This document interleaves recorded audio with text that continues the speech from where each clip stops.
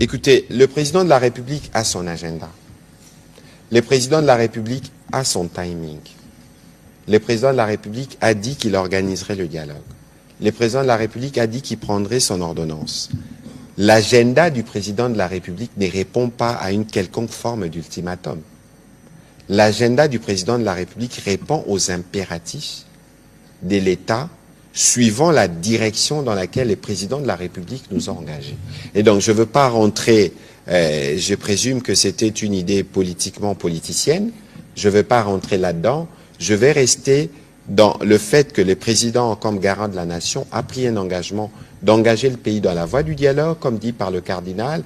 Il fera les choses en son temps, il fixera le cadre, et cela ne doit pas être confondu à une quelconque réponse parce qu'il y a eu un ultimatum ou parce qu'il y a eu ceci. N'allons pas là-dedans. Ici, il y a un objectif essentiel, un front contre l'agression rwandaise, et nous cheminons vers là à travers l'initiative du dialogue. Bonsoir, très heureux de vous retrouver à nouveau dans ce cadre de redevabilité. Donc ce soir, nous avons le privilège de revenir devant vous avec le ministre de l'intégration régionale, M. Floribert Anzoluni. Avec lui, nous allons revenir sur l'évolution du processus de paix. Mais ce soir, nous allons faire un focus sur la question de FDLR, le Force démocratique pour la libération du Rwanda, que vous entendez parler depuis 30 ans. Et il y a eu une grosse évolution parce qu'aujourd'hui, Monsieur le ministre va le confirmer, ils ont signé un protocole dans les cadres justement de la neutralisation, de la sensibilisation prévue dans les cadres des accords de Washington. J'espère que chacun de vous, s'il n'est pas muni de l'accord, pourra y jeter un coup d'œil parce que nous allons beaucoup parler de l'accord de Washington qui a justement ouvert la voie, notamment dans la dimension du CONOPS, qui y est rattaché. Vous vous souvenez du CONOPS, ce document qui a été élaboré à Luanda, qui parlait d'une part des retraits des troupes rwandaises, qu'on appelle mesures de défense dans le document, mais aussi la question de la neutralisation des FDLR qui passait d'abord par la sensibilisation. Et donc ce soir, vous avez eu l'occasion de le voir plusieurs fois, le ministre de l'intégration régionale vient de boucler une tournée euro-africaine où il a eu l'occasion de présenter justement ces documents, l'évolution de cette situation aux différents chefs d'État. Et ce soir, nous voulons donc faire le point sur le sujet de manière détaillée avec la pédagogie nécessaire pour permettre aux uns aux autres de comprendre que cette question utilisée depuis 30 ans comme prétexte par le Rwanda pour nous agresser, en réalité, n'est pas une question qui devrait poser autant de problèmes parce qu'il s'agit des Rwandais qui doivent rentrer au Rwanda, travailler au Rwanda et laisser la République démocratique du Congo évoluer dans son processus de développement sous le leadership du président Félix-Antoine Tshisekedi. Monsieur le ministre, bonsoir. Très heureux de vous retrouver à nouveau dans ces cadres de redevabilité. Nous vous recevons ce soir en réalité pour que vous puissiez nous faire le point de la tournée récente que vous avez effectuée, comme je le disais tout à l'heure, et qui avait comme point principal la question des FDLR avec l'évolution que l'on a notée. Je vous laisse alors le temps de vous étaler pour nous expliquer comment cela a commencé, où est-ce que nous en sommes et quelles sont les prochaines étapes. Vous avez la parole, Monsieur le ministre. Alors, merci beaucoup, Monsieur le ministre, chers collègues et chers frères. Effectivement, on va aujourd'hui parler des engagements qui ont été pris par la RDC dans le cadre des accords, de l'accord de Washington. Alors, vous allez permettre que ce soit un exercice un peu pédagogique au vu de l'importance du sujet que nous allons aborder. Comme vous le savez tous, le 4 décembre dernier, la République démocratique du Congo a signé un accord de paix à Washington sous la facilitation des États-Unis, du président américain, avec le Rwanda, accord de paix auquel était adossé un certain nombre d'engagements des deux parties, et ces engagements se retrouvent en partie dans ce que vous connaissez probablement, le CONOPS, le concept opérationnel qui reprend l'opérationnalisation des différentes étapes. Alors, dans le cadre de ce CONOPS et de ces engagements, la RDC s'est engagée, le Rwanda s'est engagé tout d'abord à retirer ses troupes de la RDC, à quitter le territoire congolais. C'est ce qu'ils ont appelé la levée des mesures défensives.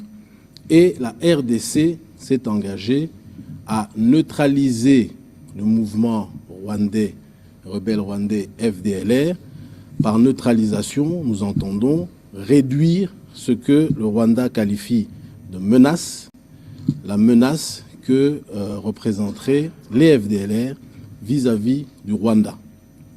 Et donc aujourd'hui, nous sommes heureux de vous annoncer, c'est la raison de notre briefing, de vous annoncer qu'il y a eu une évolution importante dans ce sens-là. Les FDLR, après un long processus, donc, comme l'a dit mon collègue, viennent de signer un protocole de démilitarisation, démobilisation et de cantonnement. Alors, permettez que je revienne brièvement sur l'historique des FDLR, parce que ça va nous permettre de comprendre d'où nous venons et où est-ce que nous allons. Les FDLR, c'est un mouvement rwandais, un mouvement rebelle rwandais, qui est issu des groupes finalement de populations rwandaises qui sont venus, qui se sont réfugiés en RDC depuis 1994 et le génocide au Rwanda, lorsque des centaines de milliers de Rwandais s'étaient réfugiés à l'est de la RDC.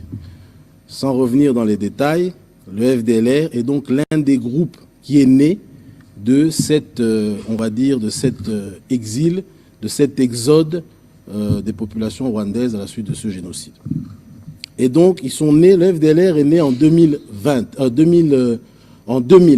Ça aussi, c'est très important. C'est un mouvement qui est né en 2000, depuis maintenant un peu plus de 25 ans. Alors, dans le cadre de ces accords de Washington et du CONOPS, très important, nous étions donc, nous, engagés à neutraliser, donc réduire, j'insiste bien, réduire la menace, ce qui est identifié comme une menace par le Rwanda, neutraliser les FDLR par deux mécanismes, soit par la sensibilisation, et si la sensibilisation ne permettait pas d'atteindre cet objectif-là, par la force, ça veut dire par un déploiement militaire. Je tiens également quand même à ouvrir une parenthèse sur cette question de risque ou de danger des FDLR, parce que nous, RDC, nous avons toujours soutenu et nous continuons à soutenir que cette question des FDLR est très clairement, une manipulation du Rwanda qui a utilisé et continue d'utiliser cette question pour cacher l'objectif qui est aujourd'hui connu de son agression, qui est bien évidemment, qui sont liées aux ressources, au contrôle des ressources naturelles congolaises. Pour preuve, lorsque cette nouvelle agression ou cette guerre qui nous est imposée commence, il vous souviendra que le Rwanda a déclaré ne pas avoir d'hommes sur le territoire congolais. Un peu avant que cette guerre ne commence, il y a l'ancien ambassadeur, je pense, M. Karega, je crois que si on a d'ailleurs qu'il y a probablement une vidéo, qui avait également déclaré que la menace FDLR était quasiment nulle et que finalement la RDC avait réussi à réduire cette menace et qu'il n'y avait plus de raison de considérer les FDLR comme une menace. S'ensuit alors la guerre au début de laquelle le même Rwanda nous dit « nous ne sommes pas impliqués », mais lorsque les preuves ont été suffisamment importantes pour ne plus permettre ce rejet, le Rwanda a changé de position et a justifié sa présence sur le sol congolais par cette question des FDLR. Donc j'insiste, je commence par vous dire que nous estimons en tant que gouvernement congolais que cette question est manipulée, mais nous avons en toute responsabilité pris l'engagement de mener des actions qu'il faudra pour pouvoir neutraliser ces FDLR. Et donc dans le cadre de ces accords et du CONOPS, il y avait la phase de sensibilisation suivie de la phase de neutralisation par la force. Depuis le mois d'octobre de l'année dernière, la RDC a commencé cette phase de sensibilisation. Donc nous avons procédé à une sensibilisation communautaire avec d'ailleurs le concours de la MONUSCO à travers différentes activités communautaires de sensibilisation pour attirer les FDLR et les pousser à se rendre, on va dire, volontairement. L'objectif de la sensibilisation est d'avoir une reddition volontaire qui passerait donc par la démobilisation, le désarmement et le cantonnement. N'ayant pas eu de résultats, depuis le mois de mars dernier, nous avions quand même initié, je dis bien initié, un processus de déploiement des troupes sur terrain dans le Nord Kivu, plus précisément à Walikale, où nous avons déployé de mémoire 2 bataillons qui ont également commencé à se préparer à agir pour une neutralisation par la force. Alors cet élément, je pense très clairement, nous pensons, a contribué à accélérer le processus de sensibilisation, et nous avons alors été, en tant que gouvernement, contactés par le leadership politique et militaire des FDLR pour pouvoir justement discuter sur les conditions d'une reddition et les conditions d'une démobilisation, démilitarisation, démobilisation et d'un cantonnement. Alors, il est également important de préciser que la question qui se pose, c'est où sont localisés finalement ces FDLR.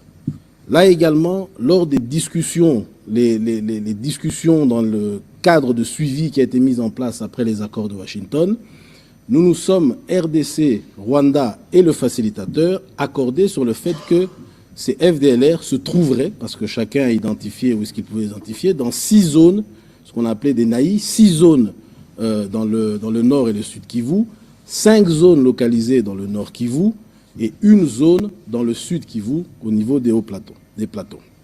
Alors là également, il est important, nous ne le répétons pas suffisamment, il est important de préciser que toutes les parties ont clairement déterminé que sur les 6 zones, 5 zones sont hors de contrôle de l'armée congolaise et sous contrôle du Rwanda /AFC M23. Donc il s'agit de 4 zones dans le nord Kivu et 1 zone dans le sud Kivu.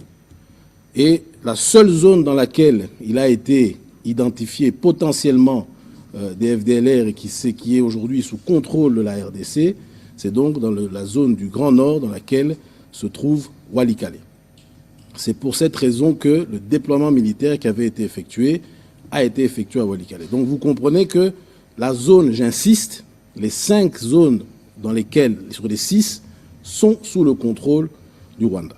Alors, nous avons donc entamé ces discussions avec le leadership politique et militaire qui ont abouti à la signature par le mouvement FDLR de ce protocole de désarmement, démobilisation et de cantonnement qui est subdivisé en 3 grandes parties. La première partie, c'est bien évidemment le préambule. Il est important parce que nous devons préciser très clairement que ce protocole a comme sous-bassement unique l'accord de Washington. Nous avons exigé à ce que le sous-bassement de ce protocole soit l'accord de Washington, bien évidemment auquel est adossé le fameux CONOPS, le concept opérationnel. Deuxièmement, les FDLR se sont également engagés, ça c'est un point important pour ce qui est de l'impunité, se sont également engagés à ce que toute personne, tout combattant pour lesquels des preuves existent et pour avoir commis des crimes graves, des crimes contre l'humanité et d'autres crimes imprescriptibles, puissent être jugés conformément au respect, bien évidemment, du droit international et dans une juridiction suffisamment indépendante pour être jugés. Ça, c'est ce que nous avons dans le préambule. Ensuite, nous avons les engagements. Pour ce qui est des engagements, les FDLR se sont engagés d'abord dans une première phase à accepter une démilitarisation, une démobilisation suivie d'un cantonnement sous, on va dire, 2 conditions, si on peut appeler ça comme ça. Je dirais plutôt si deux de ces éléments sont garantis. Le premier élément, c'est que ce cantonnement, cette démobilisation et ce cantonnement, se fassent dans des camps qui soient suffisamment sécurisés. Ensuite, des camps sécurisés et viables. Cette exigence est extrêmement importante parce que dans le passé, il y a eu des tentatives de démobilisation, on va dire volontaires, qui ont échoué parce que le Rwanda avait, dans certains cas, attaqué des camps de démobilisation et dans d'autres cas, la viabilité posait problème. Donc ça, c'est la première condition. La deuxième condition, c'est de pouvoir que nous puissions leur garantir que les démobilisés ne seront pas retournés de force, en tout cas par la force, au Rwanda. Et là, encore une fois, c'est le droit international, humanitaire ou international qui nous couvre. Le retour doit être volontaire. Donc, nous avons estimé que ces deux conditions étaient complètement, globalement acceptables. Dans une deuxième phase, les FDLR se sont également engagés à dissoudre leur mouvement de manière définitive et à retourner au Rwanda, mais là également sous deux, on va dire, conditions, si on peut dire ça comme ça. La première des conditions, c'est que la question des réfugiés puisse être prise en compte. Cette question, si vous vous souvenez du bref historique que je vous ai donné, l'origine en réalité de ce problème, qui est venu de l'extérieur suite à une guerre à laquelle la RDC n'avait absolument aucune implication, c'est massif, des centaines de milliers de réfugiés dans l'est de la RDC. Aujourd'hui, nous avons plus de 300 000 à 400 000 réfugiés dont le statut n'est pas clairement défini, ce qui, très clairement, si il n'y a aucune solution qui est trouvée par rapport à cette question, eh bien, demain, le Rwanda pourra encore une fois nous dire que les réfugiés qui sont au Congo sont tous, ce qui a déjà été dit d'ailleurs, sont tous des potentiels FDLR. Et donc, par rapport à cette question, il est également important de préciser que des tripartites ont lieu entre la RDC et le Rwanda il y a quelques semaines, et le HCR, pardon. Il y a quelques semaines encore, le vice-premier ministre de l'Intérieur avait donc signé cet accord tripartite qui devrait permettre de travailler sur le retour des réfugiés. La deuxième condition qui a été donnée pour le retour concerne la situation, on va dire, sécuritaire, la situation des droits de l'homme. Ils estiment que le Rwanda aujourd'hui ne leur permet pas de rentrer dans des conditions sécurisées, suffisamment sécurisées, et donc ils demandent à ce que la région et la communauté internationale puissent aider à ce que l'environnement au Rwanda soit plus favorable à un retour sécurisé et dans le respect des différents droits de l'homme et autres droits. Alors, nous comprenons et nous avons bien compris que ces conditions pourraient soit ne pas être remplies immédiatement ou dans un délai pas suffisamment acceptable pour la RDC. C'est comme ça que nous avons intégré une alternative qu'ils ont acceptée, celle de dire que si ces conditions ne sont pas remplies, alors les combattants et leurs dépendants qui ne se sentiront pas suffisamment sécurisés pour entrer au Rwanda auront la possibilité d'être relocalisés dans un ou plusieurs pays tiers. C'est un élément extrêmement important parce que nous voulons retirer cet alibi, ce que nous considérons être un alibi, et cette manipulation permanente par rapport au FDLR. Et donc, une fois qu'ils sont démobilisés, soit ils rentrent au Rwanda, ou alors, si les conditions ne sont pas remplies, ils pourraient alors, pour ceux qui le souhaiteront, aller dans un pays tiers. Il y a un pays aujourd'hui africain qui a déjà fait part de sa disponibilité à les recevoir. D'autres discussions sont en cours. Donc ça également, c'est un élément extrêmement important. Et finalement, dans le cas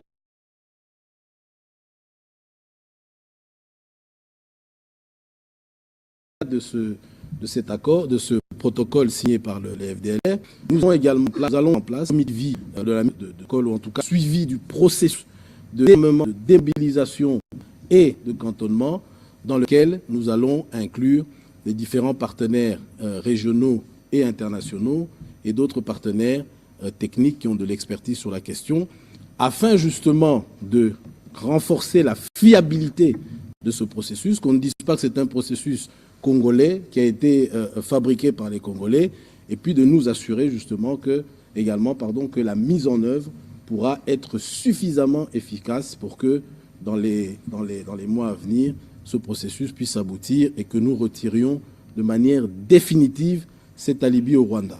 La conséquence aujourd'hui est que ce tournant important confirme donc, contrairement à ce que le Rwanda n'a cessé de dire, ne cesse de dire, que la RDC, la République démocratique du Congo, le président de la République, nous sommes extrêmement, le gouvernement de la République démocratique du Congo, nous sommes pleinement engagés dans le processus de paix, nous avons travaillé et nous continuons à travailler sur le respect de nos engagements.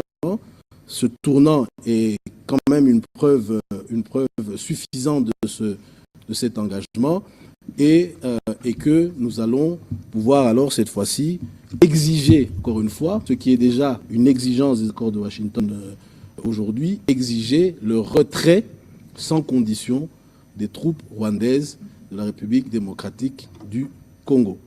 Voilà un petit peu ce que nous voulions partager avec vous. C'est une information extrêmement importante et nous pensons qu'il est important que l'opinion congolaise, que la population congolaise s'approprie également donc ce processus. Merci. Voilà, merci beaucoup, Monsieur le Ministre, pour avoir été clair et pédagogique sur le sujet. Je rappelle, comme le ministre l'a dit, le fondement qui est fait, c'est dans les accords de Washington, spécifiquement. Pour ceux qui ont ce document, ils peuvent regarder à partir de la page 25, parle du CONOPS et qui séquence les actions qui doivent être mises en œuvre. Je voudrais, à la suite de ce que le ministre a dit, faire un petit rappel qu'au début de cette agression, les Rwandais utilisaient 3 prétextes. Le premier prétexte, il disait qu'en République démocratique du Congo, il y a ce qu'on appelle le discours de haine. Il y a un discours de stigmatisation contre les Tutsis, un discours de stigmatisation contre les communautés Banyamulenge. Je n'ai peut-être pas besoin de revenir dessus, mais je crois que tous les jours, lorsque vous regardez la télévision nationale, vous avez le président de la République qui est tout aussi le rempart contre la discrimination faite contre toutes les communautés, dire et rappeler que les Banyamulenge sont des Congolais et que nous avons des compatriotes Tutsis en République démocratique du Congo. Nous avons réussi, grâce d'ailleurs à vous d'ailleurs, certains les médias, à casser, à couper cet alibi parce que, y compris dans vos plateaux, nous ne laissons pas d'espace à ce type de discours. Même si le président rwandais, qui n'a jamais reçu mandat d'une quelconque communauté congolaise, se permet de massacrer des populations sous prétexte de protéger une communauté. Souvenez-vous de ce qui s'est passé à Uvira, qui dénotait clairement cette instrumentalisation de la communauté Banyamulenge et qui ne lui a jamais du reste donné un quelconque mandat pour aller dans ce sens. Le deuxième point, c'était la question des réfugiés.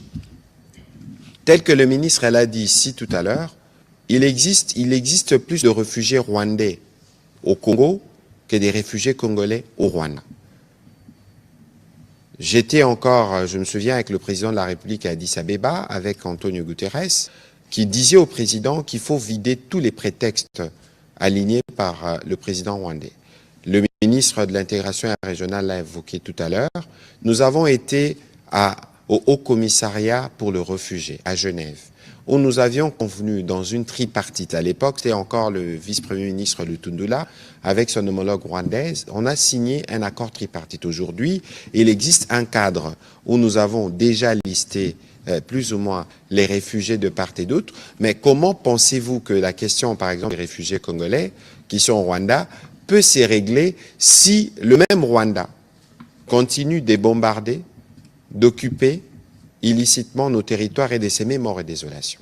Et donc, là aussi, nous avons déconstruit ces alibis. Alors, la dernière question que l'on soulève, c'est la question, comme le collègue disait tout à l'heure, la question des FDLR.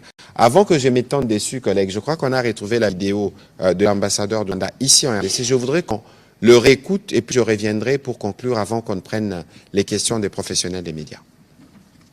Que nous n'avons aucun intérêt d'attaquer les FDLR aujourd'hui, au moment où les FARDC les ont sérieusement attaqués ils sont vraiment affaiblis. On en parle très peu. Donc c'est aussi le fruit d'une bonne coopération. Une bonne coopération amène à des résultats qui enlèvent l'élément ou l'épine ou le prétexte.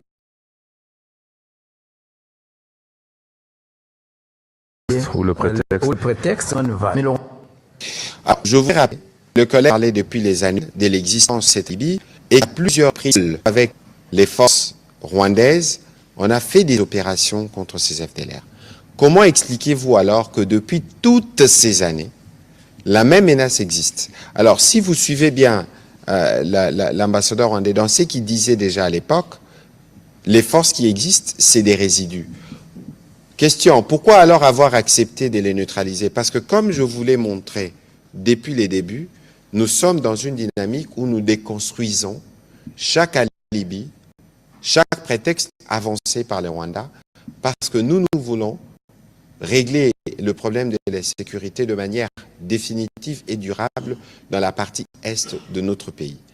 Nous les avons, depuis l'arrivée du président de la République d'ailleurs, on a retourné plus d'1 millier de ces éléments au Rwanda, mais malheureusement, pour le Rwanda, c'est une menace en réalité. Julien Paluku le disait, les FDLR, c'est les cacao, les FDLR, c'est les minerais. En réalité, c'est un prétexte qu'on veut garder de manière permanente et on va même faire une transition malsaine en disant, voilà, c'est l'idéologie génocidaire que nous combattons.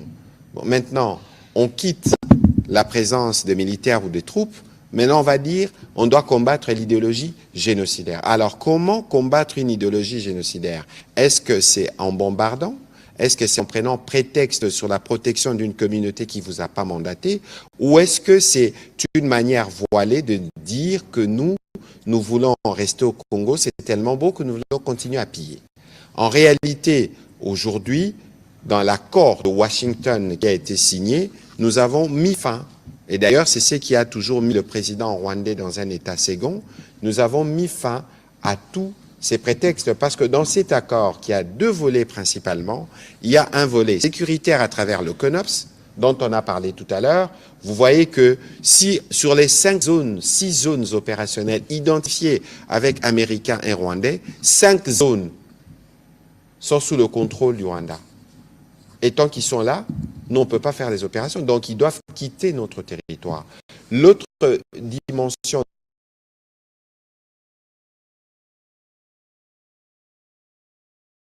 non moins importante de cet accord, c'est la partie économique. Avec le droit de grâce économique, pour nous, l'inconnu, on ne peut pas parler d'économie tant qu'on va finir la guerre. Ici, avec cette évolution notable, que le ministre, lorsqu'il répondra à vos questions, il pourra donner des détails, a eu l'occasion de les présenter à tous nos partenaires internationaux. Il y a eu une réunion du comité conjoint de surveillance créé par l'accord où cette question a été soumise. C'est vous dire que pour nous, le point que nous avons atteint, parce que la neutralisation devrait être précédée par la sensibilisation. Et par neutralisation, retenez bien ce que le ministre a dit, neutralisation ne signifie pas tuer. Neutralisation signifie réduire la capacité des nuisances pour que ces forces résiduelles ne représentent plus une menace pour la sécurité du Rwanda. Et là, il y a un document signé qui montre qu'ils sont disposés. Mais il faut 2 pour danser le tango. De toute façon, nous faisons notre part et nous espérons dans les jours qui viennent qu'au-delà du travail qui a été encore fait ce matin avec toute la communauté diplomatique que nous avons reçue ce matin avec mon homologue, pour que tout le monde comprenne en réalité que cette question n'est qu'un prétexte et que le Rwanda devrait très rapidement, suivant la résolution 2773, suivant l'accord de Washington, retirer pur et simplement ses troupes. Alors, on va la séquence.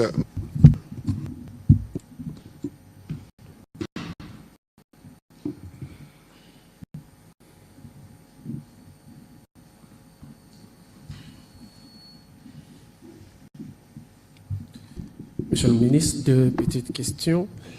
La première, à combien peut-on évaluer le nombre de FDLR qui sont prêts à être démobilisés et rapatriés? Et puis, la deuxième question, envisagez-vous de prendre de garde-fous ou de mesures pour que ces FDLR, une fois rapatriés, qui ne reviennent plus en RDC et qui ne nous créent plus de problème finalement? Merci. Monsieur le ministre.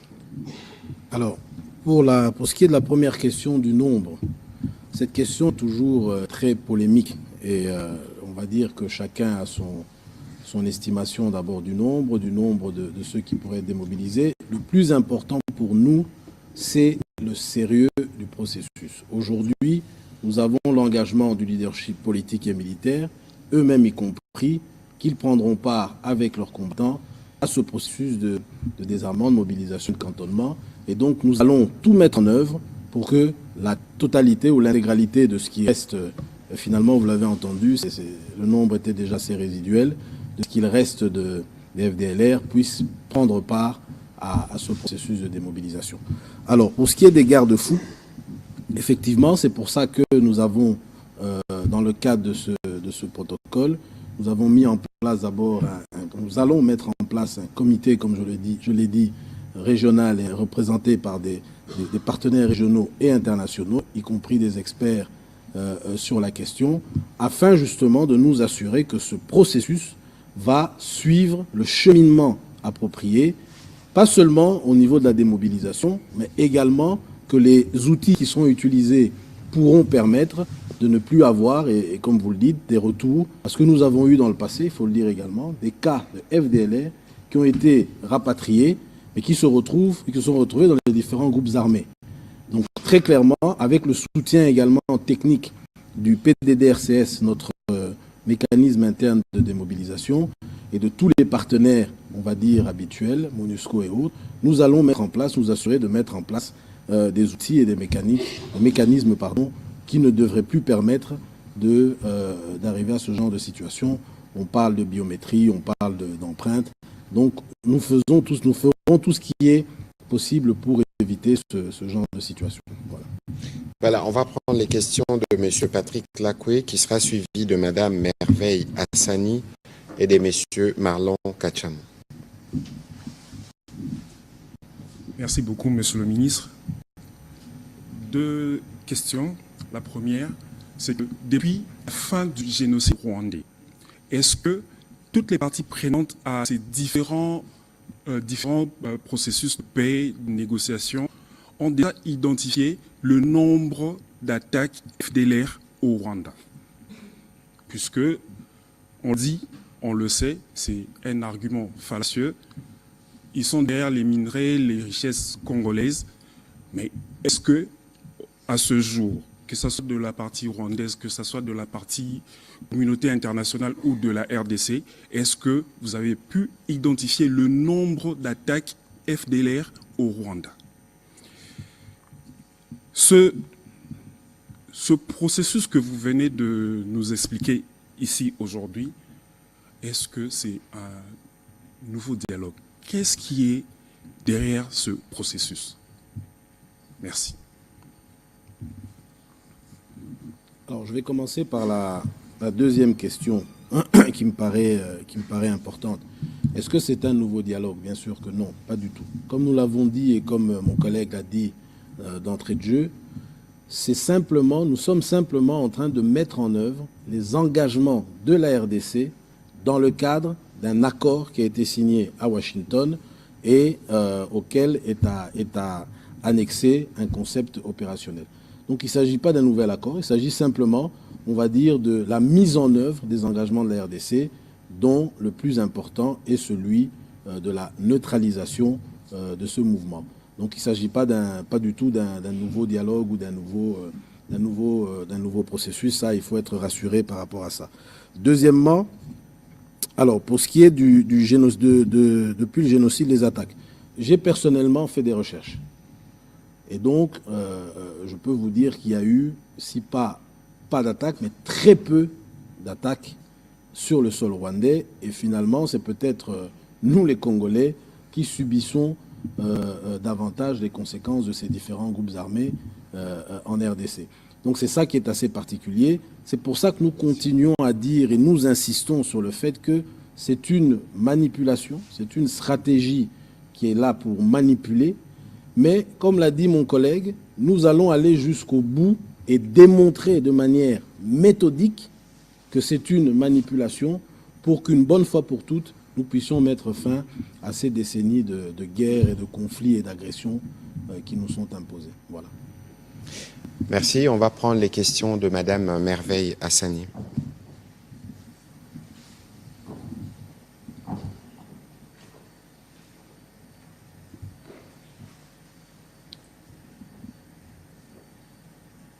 Merci.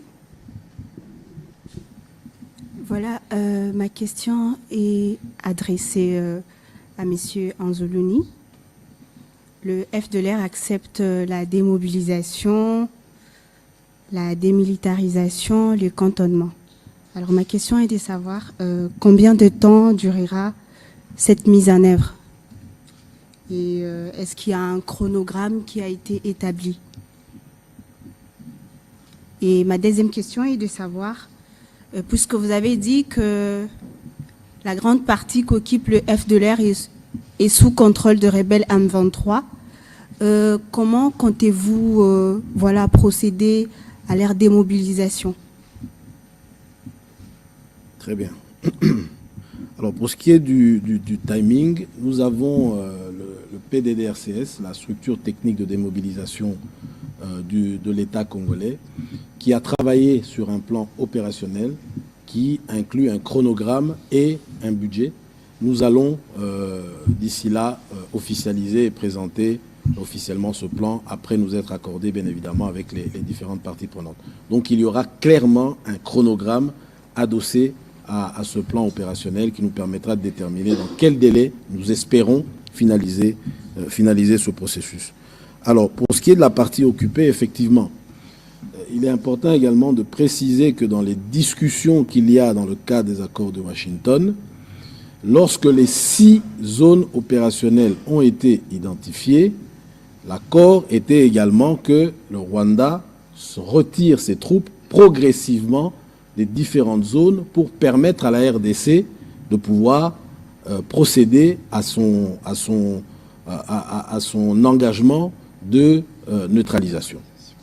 Il y a eu un semblant, vous l'avez vu, qui a été fait dans le Nord, mais ensuite le Rwanda s'est arrêté en disant que la RDC ne remplissait pas ses engagements de neutralisation et qu'ils estimaient que nous ne posions aucun acte qui confirmait que nous allions dans le sens du respect de nos engagements. Eh bien, aujourd'hui, il est clairement établi aujourd'hui que nous étions en train d'y travailler et que nous avons un résultat clair et palpable qui devrait maintenant pousser et faire en sorte que le Rwanda puisse commencer à quitter le territoire congolais pour faciliter justement la démobilisation du plus grand nombre de ces combattants, dont la grande majorité se trouve, comme vous l'avez dit, dans les zones qui sont contrôlées par le Rwanda.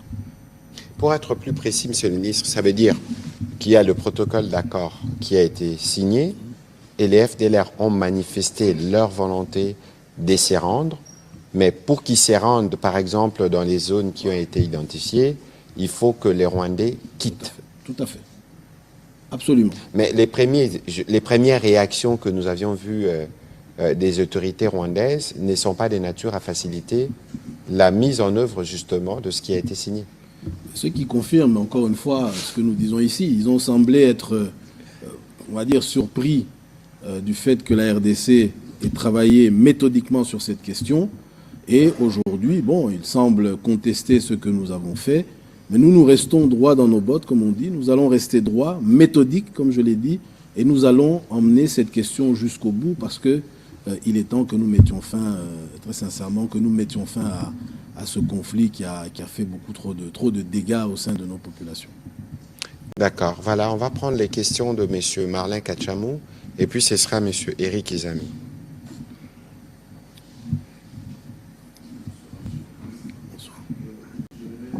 Sur la question de Prince Maïro, j'ai comme l'impression que vous l'avez extrapolé en répondant. Où seront implantés les sites de cantonnement des éléments à démobiliser avant leur rapatriement? N'y a-t-il pas un risque que ces cantonnements deviennent une nouvelle source d'insécurité? Parce que nous savons que les Rwandais sont un peu terribles sur cette question-là.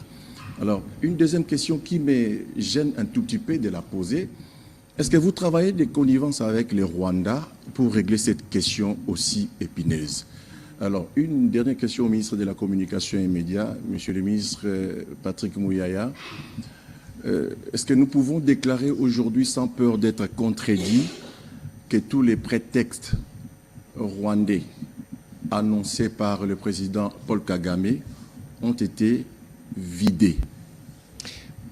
Moi, j'ai même envie de vous demander d'être un peu plus précis, de rectifier votre question lorsque vous aviez dit tout à l'heure que vous sous-entendiez qu'on travaillait avec le Rwanda. Je ne suis pas sûr d'avoir bien compris, mais il faut éviter toute confusion. Nous n'avons pas de travail particulier à faire avec eux, si ce n'est d'obtenir d'eux qui respectent les engagements qui ont été signés et souscrits dans tous les forats internationaux auxquels on a participé. Il y a un accord. Tout ce que nous attendons d'eux, c'est de faire leur part dans le cadre de l'application de l'accord. Alors, sur la question, évidemment, aujourd'hui, avec l'évolution que nous avons, il est clair que nous avons fini tous les prétextes du Rwanda. Il restera évidemment des questions de mise en œuvre, parce que n'oubliez pas, c'est un désarmement, c'est un cantonnement, avec évidemment possibilité de retour au Rwanda, parce que c'est des citoyens rwandais qui ont le droit à la cité là-bas. Nous l'avions fait par les passés, ceux-là doivent aussi être rentrés et trouver leur place au Rwanda. Et donc il y a cette dimension qui est en cours, et pour nous, nous donnons le moyen pour que cela devienne une réalité. Nous connaissons l'attitude de ceux d'en face, parce que là, encore une fois, nous allons, comme pour les autres prétextes, les amener au bout du rouleau pour arriver à démontrer clairement que les FDLR dont ils parlent, c'est nos minerais, les FDLR dont tu parles, c'est moi, ces Rwandais qui n'ont pas autant de capacités de nuisance qui les prêtent, sinon ils ne réinventeraient pas le prétexte d'idéologie génocidaire, parce que c'est un concept qui est abstrait. Une idéologie ne se combat pas en occupant les pays d'autrui et en maintenant les pays d'autrui dans une gouvernance par crime. Voilà. Monsieur le ministre. Merci, merci, chers collègues. Alors, sur les sites de cantonnement, c'est un point extrêmement important. Cela fait d'ailleurs partie des conditions, l'une des premières conditions qui a été donnée par les FDLR. Quand on a dit sites sécurisés, c'est que ces sites devraient être suffisamment, d'abord, éloignés des zones de combat, parce que la crainte, et nous le savons très bien, ça a eu lieu dans le passé, c'est que ces sites puissent être sabotés.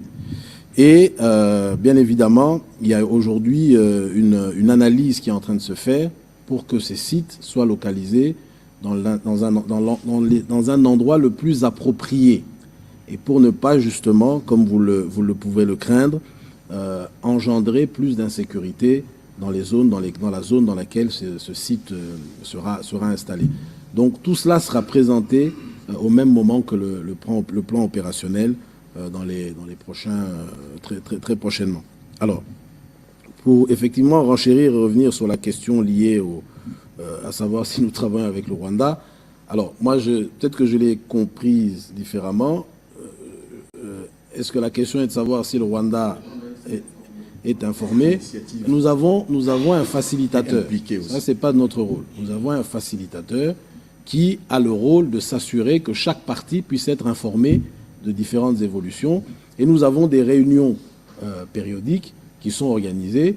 Donc oui, le Rwanda, clairement est informé à travers ces différents mécanismes. Notamment les JOC, les comités conjoints de surveillance de l'accord, qui réunit les représentants de la RDC, du Rwanda et des États-Unis.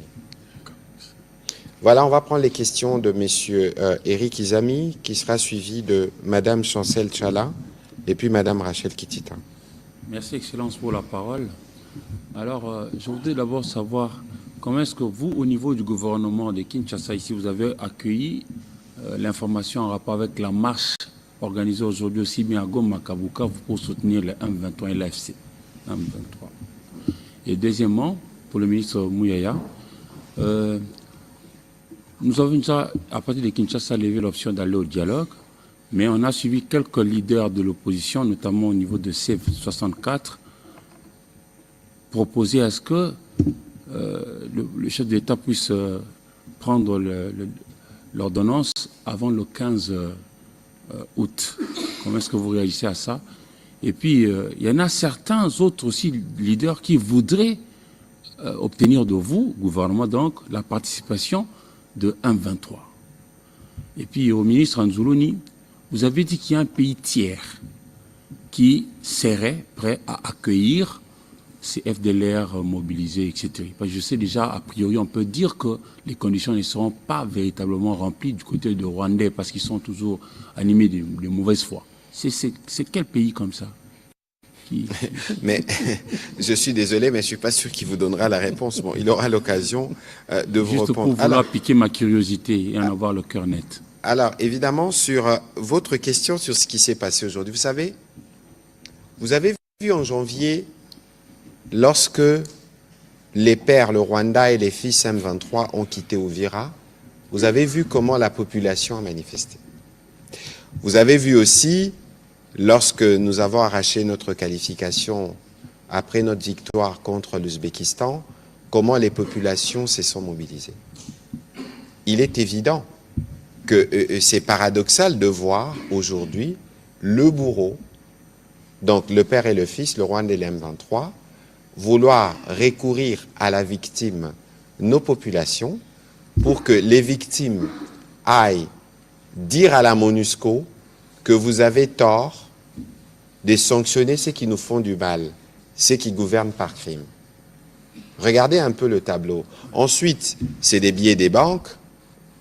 Certaines sources rapportent même qu'il y a du renfort en termes de populations venues du père, donc du Rwanda, pour venir créer une petite masse dans la ville et manifester pour que ceux qui sont reconnus mondialement, père et fils, comme de criminels, parce que c'est documenté. Récemment, il y a eu encore une sortie du groupe d'experts pour démontrer comment il règne en viol, en torture sur des paisibles populations. Comment expliquer que ceux-là veulent aujourd'hui que cette population aille dire « Écoutez, ne nous sanctionnez plus pour les mal que nous faisons sur cette population ». Il est évident que c'est une supercherie. Et lorsque vous regardez justement les images, et nous saluons le courage, le patriotisme de nos compatriotes qui, malgré la gouvernance par crime, qui, malgré l'occupation, restent debout et fermes, et ils tiennent non seulement à l'intégrité du territoire national, mais ils ne veulent nullement cautionner la manipulation, les menaces, les intimidations qui leur sont imposées par le père, le Rwanda, et les fils, le M23. Alors, vous avez posé la question sur les M23 dans les dialogues. Je voudrais être encore précis sur les sujets.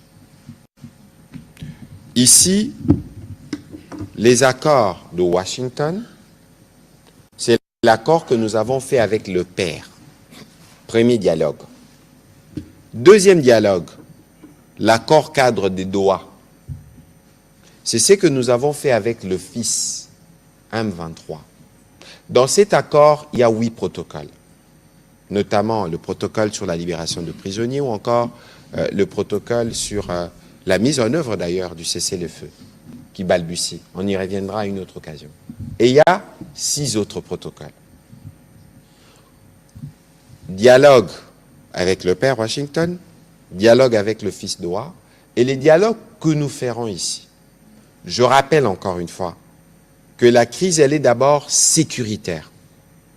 La crise que nous connaissons, elle est due à l'agression rwandaise, directement par l'armée rwandaise et à travers ses supplétifs.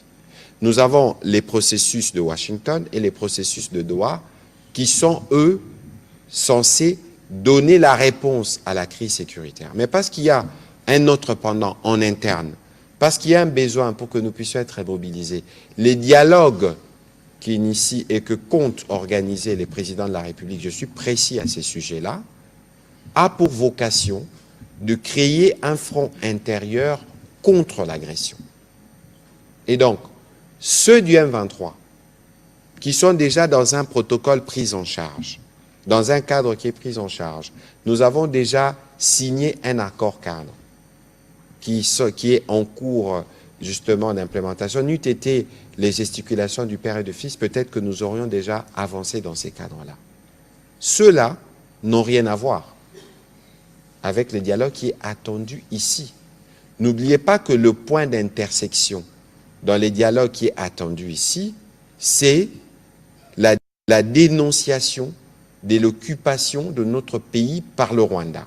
Alors, est-ce que le fils, dont le père a revendiqué le lien, la filiation, en disant que le sort du Rwanda ou que la survie du Rwanda est rattachée à la survie du fils, comment pensez-vous alors couper les cordons ombilicaux? Ou est-ce que vous voulez que nous puissions accepter qu'on amène le Rwanda, les Rwandais, dans un dialogue entre Congolais qui vise à créer un front interne contre l'agression rwandaise? Où est la logique? Mais de toute façon, le cardinal a prêché par les bons exemples. Il a été clair sur l'agression rwandaise, Je pense que l'exemple du cardinal mérite d'être suivi par tous et de tous ceux qui veulent venir à ces dialogues-là, parce que son objectif, il est clair, c'est un front interne contre l'agression rwandaise. Je crois qu'il n'y a pas d'amalgame à se faire entre ce qui relève de Washington, ce qui relève de Doha et ce qui doit relever, je me permets de dire, de Kinshasa ou de la RDC. J'entends dire certains, et ça paraît suspect, que l'on commence à plaider pour que ceux qui ont pris des armes, qui ont déjà un processus au cours duquel ils ont manifesté ce qu'ils souhaitent ou ce qu'ils ont comme intention, mais qu'on arrête alors pour qu'ils viennent ici, où ceux-là ignorent Washington, ignorent Doha. Est-ce que vous pensez que ces dialogues-là que nous allons commencer entre nous suffira pour que Kagame retire ses troupes? Avec la complicité du fils aîné, du deuxième fils et des autres fils qui opèrent autour? Je ne suis pas sûr. Alors, pour revenir rapidement sur votre question sur l'ultimatum, écoutez, le président de la République a son agenda. Le président de la République a son timing. Le président de la République a dit qu'il organiserait le dialogue. Le président de la République a dit qu'il prendrait son ordonnance. L'agenda du président de la République ne répond pas à une quelconque forme d'ultimatum. L'agenda du président de la République répond aux impératifs de l'État suivant la direction dans laquelle les présidents de la République nous ont engagés. Et donc, je ne veux pas rentrer, je présume que c'était une idée politiquement politicienne, je ne veux pas rentrer là-dedans, je vais rester dans le fait que le président, comme garant de la nation, a pris un engagement d'engager le pays dans la voie du dialogue, comme dit par le cardinal. Il fera les choses en son temps, il fixera le cadre, et cela ne doit pas être confondu à une quelconque réponse parce qu'il y a eu un ultimatum ou parce qu'il y a eu ceci. N'allons pas là-dedans. Ici, il y a un objectif essentiel, un front contre l'agression rwandaise, et nous cheminons vers là à travers l'initiative du dialogue voulue par les présidents de la République. Merci. Madame Chancel Tala, s'il vous plaît. Et puis, ce sera Madame Kitita, Welcome Gimbi, et on va terminer par la question de Monsieur Fabrice Anigala. Merci, Monsieur le ministre, pour la parole. Monsieur le ministre Anzuluni, bonsoir. Bonsoir. Vous avez été clair en disant que les dernières attaques de FDLR au Rwanda, vous n'arrivez pas à préciser la date. Alors, à mon avis, depuis que le président Tshisekedi est là, il n'y a eu aucune attaque des FDLR au Rwanda. Vous avez quand même accepté, en tant que gouvernement responsable, de régler ce problème-là. Ça devait être fait simultanément avec le retrait des troupes rwandaises, les cantonnements de M23. Vous avez évoqué la question d'Ouvira, mais Ouvira est arrivé, où on va dire, les Rwandais ont attaqué Ouvira après la signature. La signature concernait d'abord les zones qui étaient préalablement occupées par l'armée rwandaise. Jusque-là, à Goma et à Bukavu, qu'est-ce que les Rwandais ont fait parallèlement au processus que je peux dire excellent que vous avez lancé du côté du gouvernement congolais? Et des deux, vous êtes le ministre de l'intégration régionale. Il y a eu une délégation de la CIRGEL qui est arrivée à Goma il y a peu de temps.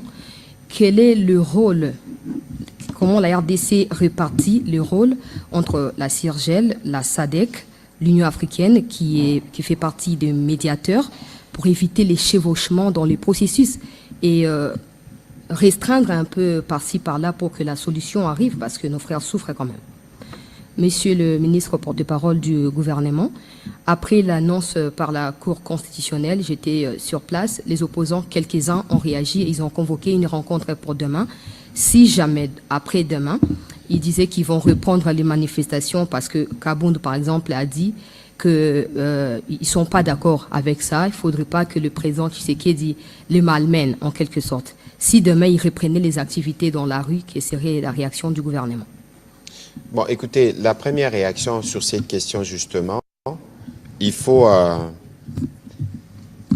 laisser, c'est un processus législatif qui a commencé de l'Assemblée nationale au Sénat. Il est arrivé à la Cour s'est prononcée, elle a jugé conforme à la Constitution avec des réserves sur certaines dispositions. Elle n'a annulé aucun article. Elle a simplement précisé l'interprétation à retenir pour garantir leur conformité à la Constitution. Cette décision valide le cadre juridique du référendum, mais ne signifie pas que celui-ci est organisé ou lancé. Alors ici, le processus législatif, pour que s'y termine dans ces contextes, il faut que le président promulgue. Et donc, ne demandez pas au gouvernement de faire un commentaire sur un processus qui a commencé à l'Assemblée et qui passe par la Cour, comme c'est le cas pour toutes les lois. Et donc, les uns et les autres peuvent, par rapport à leur positionnement, réagir, mais n'oubliez pas, madame, qu'on a besoin d'une loi électorale pour faire des élections. Si on veut faire un référendum et que les Congolais doivent se prononcer, on les fait comment? Donc, il faut que chacun fasse son travail, que chacun soit dans son rôle. Voilà. Monsieur le ministre, pour les questions qui vous concernent. Merci, cher collègue. Alors, sur la première question, pour être sûr d'avoir bien compris, c'est finalement qu'est-ce qui a été fait par les Rwandais. Alors, il est important de préciser que le retrait des troupes rwandaises de la RDC n'est pas conditionné par la neutralisation. Vous avez suivi l'un des responsables de facilitateurs qui, il y a quelques semaines, avait d'ailleurs donné un ultimatum au Rwanda pour que ces troupes se retirent de la RDC. L'ultimatum, c'était mi-juillet ou fin juillet. Donc, il est clair qu'il n'y a pas de relation immédiate de cause à effet. La RDC a pris l'engagement de lancer son processus de neutralisation, ce qui est fait depuis et qui se confirme aujourd'hui. Donc, le Rwanda devrait très clairement aujourd'hui se retirer. Et c'est ce que nous demandons, nous exigeons une fois de plus.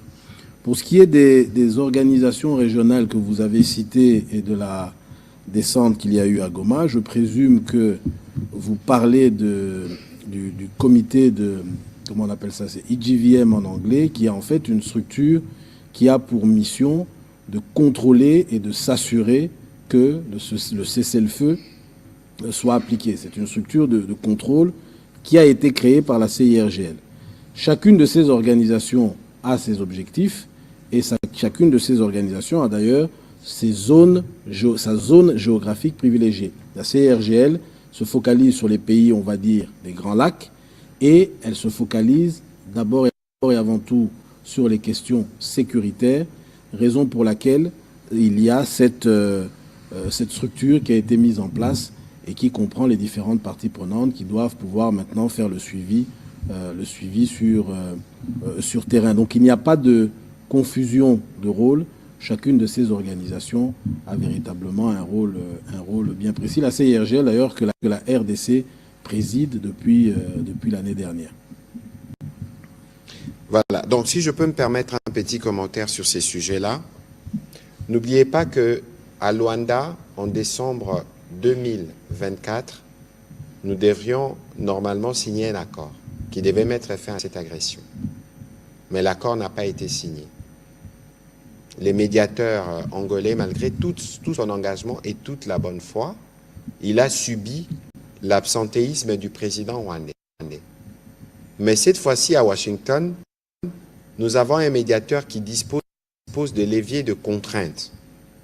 C'est pour ça que vous avez vu des sanctions commencer à tomber sur le Rwanda. Ces sanctions viennent parce que le Rwanda ne respecte pas la signature de son président faite devant le président américain. Et le gouvernement américain est engagé pour que chaque engagement pris par les deux pays puisse être traduit en actes. Nous, dans ce que nous disons, le ministre Nzoluni l'a rappelé, et nous avons régulièrement l'occasion de le rappeler ici, nous faisons notre part. Et nous avons un médiateur qui regarde. Évidemment, les Américains, ils ont sûrement un palier des sanctions qu'ils pourront utiliser à tout moment pour s'assurer que les engagements pris sont respectés. Et nous sommes optimistes, nous ferons notre part, les médiateurs feront la sienne pour que nous puissions atteindre les effets escomptés par l'accord que nous avons signé le 4 décembre 2025 à Washington. Voilà, merci.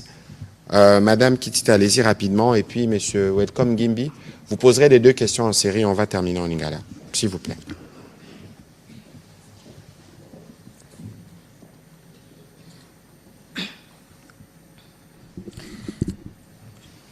Merci beaucoup, monsieur le porte-parole, pour la parole. Excusez pour ma voix qui est un peu enrouée. Alors, pour porter la démarche de la neutralisation des FDLR, le ministre s'est rendu en Tanzanie, au Togo, au Burundi, en Ouganda, la France, l'Union européenne, l'Afrique du Sud, la Guinée équatoriale et ensuite le CAC. Pourquoi le choix de ces pays et organisations et quelle a été leur réceptivité sur cette question? Alors, le porte-parole du gouvernement l'a souligné, le Rwanda, à travers son ministère des Affaires étrangères, s'oppose à cette démarche. Qu'est-ce que Kinshasa attend notamment des États-Unis d'Amérique, médiateurs, surtout que l'on sait que l'accord de Washington n'est pas accompagné des mesures coercitives? Monsieur le porte-parole du gouvernement, tout à l'heure, nous étions au centre culturel de Kinshasa pour la première édition remise des brevets, de la bourse Excellencia nationale par le président de la République à plus de 180 boursiers de la République démocratique du Congo venus de plusieurs provinces. La ministre de l'ESU, finalement, qui va gérer cette bourse nationale, a parlé dans son discours d'un chiffre qui va augmenter selon la vision ou la volonté du gouvernement. À quelle hauteur vous pensez que cette bourse pourrait arriver? Pour combien de boursiers par année?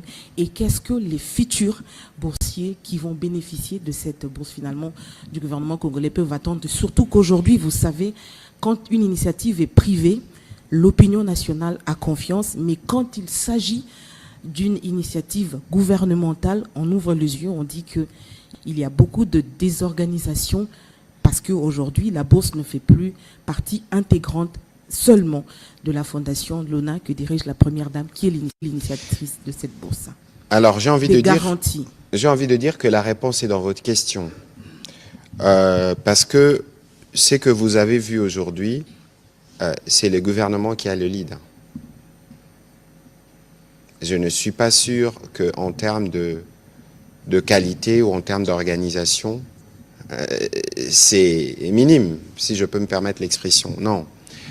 Ici, d'abord, il faut saluer l'initiative de la Première Dame, parce que c'est aussi de cette manière qu'on prouve son altruisme et qu'on démontre que l'engagement le plus important à un certain niveau, c'est d'être en mesure de contribuer à écrire l'avenir de plusieurs. J'ai eu une très longue discussion aujourd'hui avec des jeunes boursiers. Ils font pas le droit, ils font pas comme vous le journalisme, ils font pas de l'économie, ils font les sciences. Il y en a une qui m'a dit qu'elle va faire physique nucléaire, l'autre qui va faire une spécialisation dans les sciences environnementales, l'autre m'a dit qu'elle va faire une spécialisation en ingénierie, l'autre m'a dit qu'il va faire une... En fait, ces enfants qui viennent de partout de la RDC, qui représentent à la fois, j'ai envie de dire, le présent et l'avenir, sont ceux qui vont faire les Congos demain, au regard justement de filières et de la formation. Et quand vous regardez une initiative privée qui donne ses travails, cette contribution à l'État, comment être insensible? Les discours a été fait aujourd'hui par la Première ministre et c'est dire que le gouvernement a pris la question en main. Évidemment, 185, c'est beaucoup, mais c'est peu par rapport au nombre d'enfants que nous avons et au nombre des ambitions que cela suscite. Moi qui vous parle, nous avons tous des enfants de nièces. L'unité des mesures pour les enfants aujourd'hui, c'est d'avoir 80% minimum pour être éligible à la bourse Excellencia, éligible pour faire le test et gagner. Il y a des nièces qui ont fait 84 et d'autres qui ont fait 79, qui regrettent de ne pas avoir atteint les seuils de 80. Ça suscite l'émulation. Et donc, pour un programme comme celui-là, le gouvernement est engagé à l'améliorer, à donner davantage pour que nos enfants puissent aujourd'hui savoir que si je suis les meilleurs de ma promotion dans mon école, je pourrais prétendre avoir cette bourse et penser ma vie autrement. Bon, c'est lui qui a fait 85 aujourd'hui, les meilleurs viennent des Bokele-Allé. Je ne fais pas la publicité de mon ex-école ou de l'école d'un ministre de la Culture, mais quoi qu'il en soit, tous les enfants partout en RDC doivent se motiver pour être éligibles à ces programmes que le gouvernement va améliorer parce que ce n'est plus une initiative privée, c'est une initiative publique dorénavant. Voilà. C'était une parenthèse qu'on referme parce que le sujet de ce soir, c'est la question des FDLR. Monsieur le ministre, allez-y sur les durs. Alors, sur la question de ce qui justifie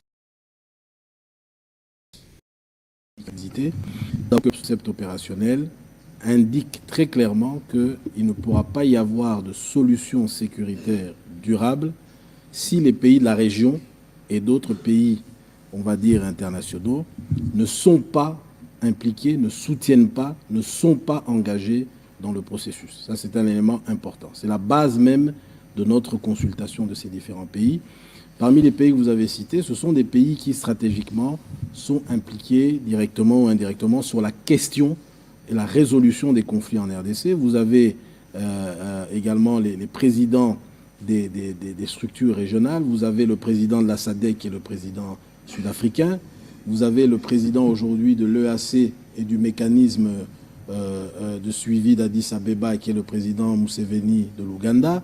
Vous avez le président équato-guinéen qui est le président de la CEAC. Donc il y a d'abord cette représentativité, bien évidemment, des organisations ou des regroupements régionaux. Et puis ensuite, vous avez des acteurs qui sont impliqués, que ce soit en termes de soutien, de facilitation et autres, qui sont impliqués dans ce processus que nous avons consulté.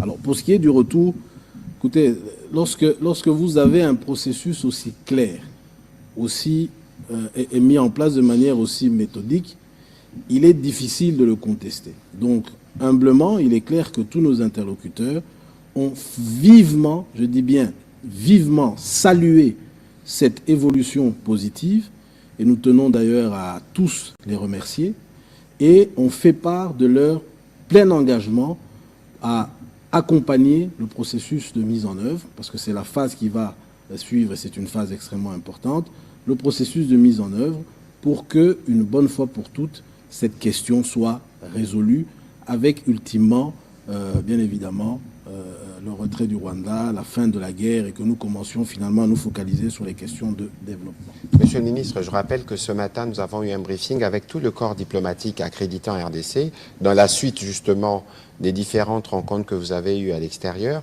Mais il y a un point que vous avez mentionné, c'est que dans ces processus, il y a d'autres acteurs, non de moindres, qui sont impliqués, qui sont reconnus internationalement. Tout à fait. Nous avons également, tout au long de ce processus, afin de nous assurer toujours, notre souci est celui-là, nous assurer que le processus soit suffisamment fiable et acceptable et qu'il n'y ait pas de contestation. Nous avons fait appel à l'expertise de 2 structures internationales qui ont de grandes renommées, qui connaissent cette question des FDLR. Vous avez la communauté Sant'Egidio, la communauté italienne du Vatican, qui est affiliée, on va dire, au Vatican. Vous avez également la structure EIP, qui est l'European Institute for Peace, et qui est également très engagée sur cette question. Ce sont des structures, des experts qui nous accompagnent, qui nous ont accompagnés, qui vont nous accompagner dans les prochaines étapes, toujours dans l'objectif de fiabiliser ce processus. Voilà. Qu'est-ce que Kinshasa attend du médiateur des États-Unis, d'autant plus que le Rwanda ne s'aligne pas sur cette démarche et que l'accord de Washington ne dispose pas de mesures contraignantes? Non, notre objectif n'est pas d'avoir l'accord du Rwanda. Comprenons-nous bien. Nous avons signé un accord dans lequel nous avons pris des engagements. Nous sommes aujourd'hui dans la phase de mise en œuvre de nos engagements. Que le Rwanda ne soit pas satisfait, ça, en quelque sorte, ce n'est pas notre problème. Le facilitateur a apprécié très clairement cette évolution, j'insiste, extrêmement positive, et comme toutes les parties prenantes rencontrées, s'engage à supporter, à soutenir la mise en œuvre de ce processus. C'est tout ce qui nous intéresse, et à la fin de la journée, nous allons arriver à démontrer que c'est une manipulation. Vous dites qu'il n'y a pas de coercition. Bon, nous verrons bien, nous verrons dans le temps ce que ça donnera comme résultat, mais nous restons convaincus que nous sommes en train d'avancer petit à petit vers une solution. Vous n'attendez rien des États-Unis ? Madame Rachel, tout à l'heure, parce qu'on ne va pas se focaliser, nous sommes en train de clôturer. Tout à l'heure, si vous m'avez bien suivi, j'ai parlé des sanctions. Les sanctions, c'est déjà la coercition. Je vous en prie. Monsieur Elkom, allez-y rapidement, s'il vous plaît, on va terminer. Quelques petites préoccupations, monsieur le ministre Anzoloni. D'un pas en arrière, sur un autre aspect, toujours sur cette guerre d'agression dans l'est du pays. D'un pas en arrière, en novembre dernier, Kinshasa a abrité le 9e sommet de la CIRGL. Nous aimerions savoir quels sont les différents bénéfices dont a bénéficié la RDC de 9 pays cooptés au sein de cette organisation sous-régionale, d'autant plus que nous avons un pays parmi lesquels l'Égypte qui a bénéficié doublement de la visite de la RDC. Nous avons eu déjà au mois de juin celle du président de la République, chef de l'État, et un mois après, il y a eu celle de votre collègue, ministre de la Défense nationale. Et j'en profite aussi de la présence du ministre Patrick Muyaya.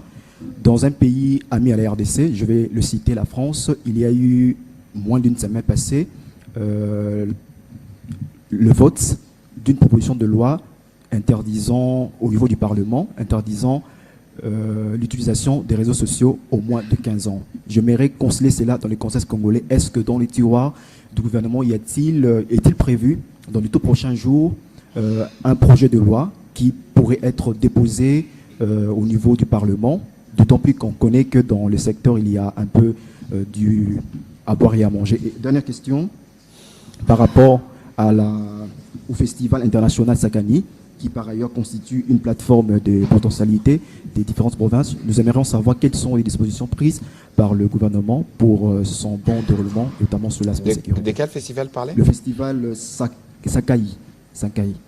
D'accord, merci. Je crois que sur les derniers volets, parce que c'était peut-être pas le point du sujet ce soir, sur les derniers volets du festival, je crois que dans les jours qui viennent, je vais rencontrer les organisateurs. Ça se fait à Kananga, je pense. On aura l'occasion de faire ce qu'il faut pour nous y rendre, parce qu'il faut toujours saluer toutes les initiatives qui rentrent dans le cadre de la cohésion nationale. Sur l'initiative de loi interdisant au moins de 15 ans l'accès aux réseaux sociaux, nous suivons, parce que nous sommes en train, je ne dévoile rien, nous sommes en train de travailler assidûment au niveau du gouvernement, notamment avec la ministre de l'Éducation et plusieurs autres collègues sur une série de directives. Parce que, voyez-vous, les réseaux sociaux sont sûrement des espaces de liberté. Des réseaux sociaux deviennent d'autre part des espaces de libertinage et malheureusement, nous avons l'exemple, nous payons le prix tous les jours et nous voyons aussi ce que ça représente parfois comme toxicité dans la vie de nos enfants. Donc, il y a un impératif qui ne sera pas que légal, parce qu'il ne suffit pas que les députés nationaux adoptent une loi ou que nous fassions une directive, mais il y a des impératifs techniques qui permettent que lorsque nous avons dit que le moins de 15 ans ne peuvent pas accéder aux réseaux sociaux, nous sommes en mesure de les contre-vérifier d'autre part. Donc il y a tout un travail qui s'est fait qui va toucher à la fois l'écosystème. Donc le moment venu, lorsqu'il sera abouti, nous pourrons revenir éventuellement pour vous donner davantage de détails à ces propos-là. Voilà. Merci.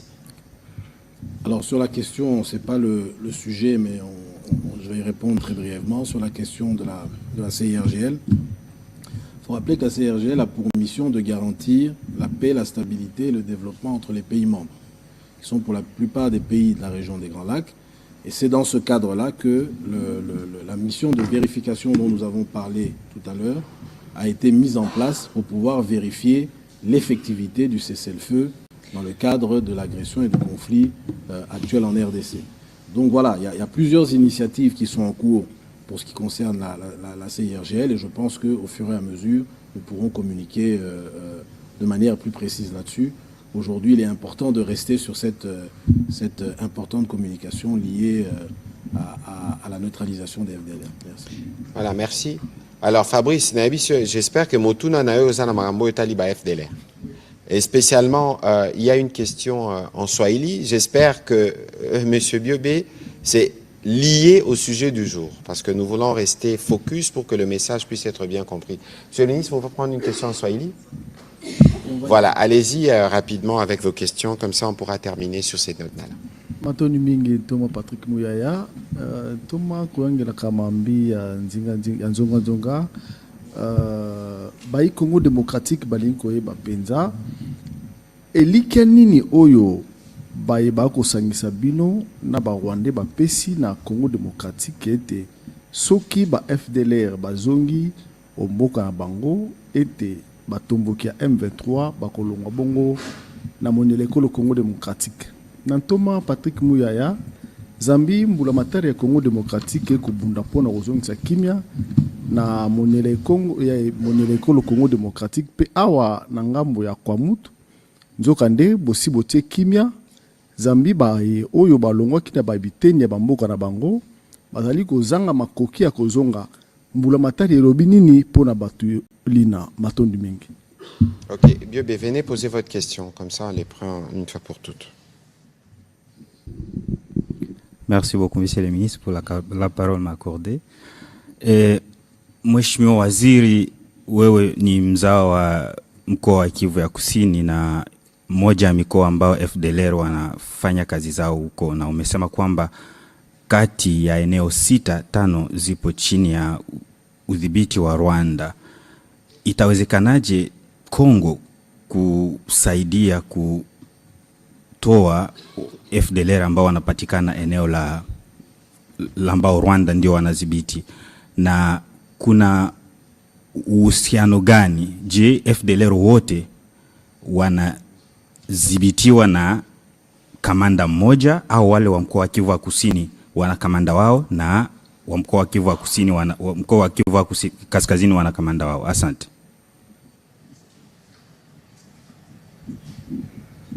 Alors, peut-être nabanda na Lingala, retrait FDLR, retrait M23.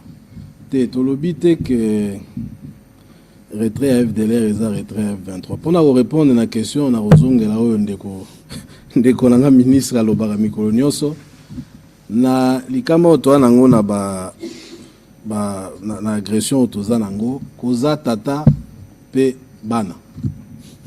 Soki tolingi likambo esila il faut na nuto silisa na tata, soki tata tosi to silisi na tata nde toko silisa malamu lisusu na mwana. Yango wana bomoni ke tangu facilitateur asali ba processus oyo asali yango na niveau mibale. Ya liboso asali accord ya Washington na tata, ya mibale asali oyo ya Doha na mwana. Donc il faut to régler ba problème wana nyonso na tata na mwana po situation nyonso esila et puis kimia ezonga na mboka. Yango ya tolobi oyo FDLR ezali kama makasi parce que soki tata atiki ko supporter mwana. Bon makasi ya mwana pe ekoza susu ndenge moko te. Donc eza nde biloko mibale tozo salela. Sasa aksanti sana ndugu yangu.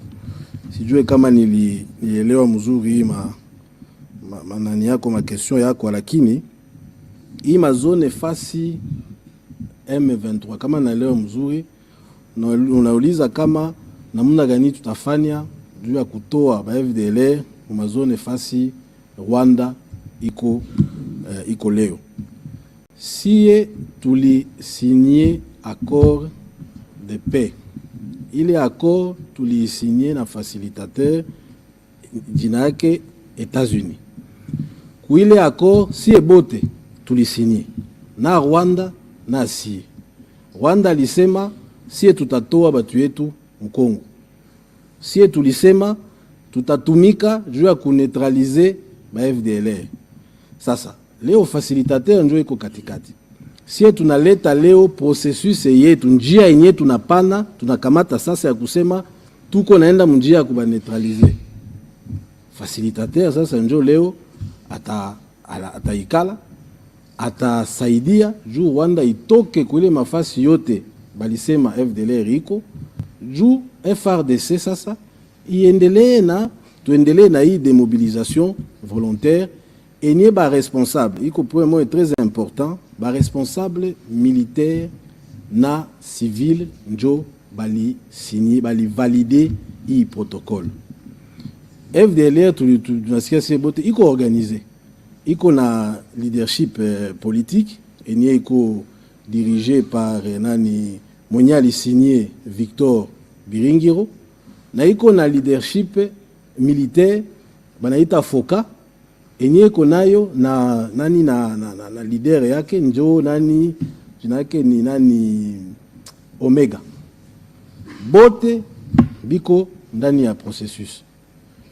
Kama leadership uko ndani ya processus, benye banafata leadership atuna tuko sio ke batafata yenye itafanyika kama tunaifanya dans les respects yenye tuli bali lomba. Ndio yenye naweza sema. Sijui kama nili répondre à ma question yako. Je crois que c'est l'essentiel. Voilà, le ministre répondait à la question Swahili sur ce qui s'est fait, notamment l'engagement des responsables à la fois militaires et politiques des FDLR FOCA pour justement les désarmements, le cantonnement, les retours au Rwanda. Nabosani motuna na ote, motuna na ya suka, nakanisi na komema ndeko Eliezer Tambwemposhi awa.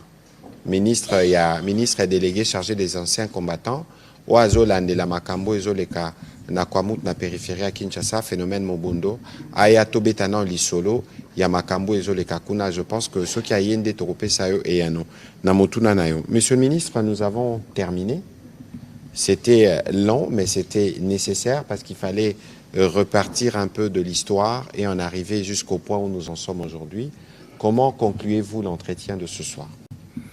Alors, en conclusion, aujourd'hui, ce que nous pouvons dire, c'est que la RDC, à travers ce processus, j'insiste, extrêmement important et capital pour l'avenir du pays, confirme une fois de plus, sous le leadership du président Félix Tshisekedi, que la RDC est engagée, pleinement engagée, dans le processus de paix qui doit nous permettre de mettre fin à cette guerre, de mettre fin aux souffrances de nos populations et, comme je le disais, de mettre fin bien évidemment à l'agression pour que nous puissions nous focaliser définitivement sur les questions de développement et sur les questions sociales. Donc nous demandons, chers frères, si tu me permettez, à la population de s'approprier de ce processus. C'est un processus qui n'est pas un processus politique, j'insiste. C'est un processus pour lequel finalement c'est l'avenir de tous les Congolais qui est lié à ce processus. Si nous arrivons à porter ce processus jusqu'au bout, le Rwanda n'aura plus d'alibi et clairement la guerre ou les guerres d'agression qui nous sont qu'ils mènent depuis ces décennies n'auront plus de raison d'être.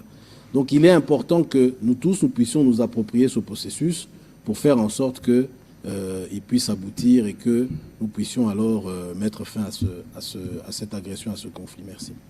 Monsieur le ministre, je vous remercie.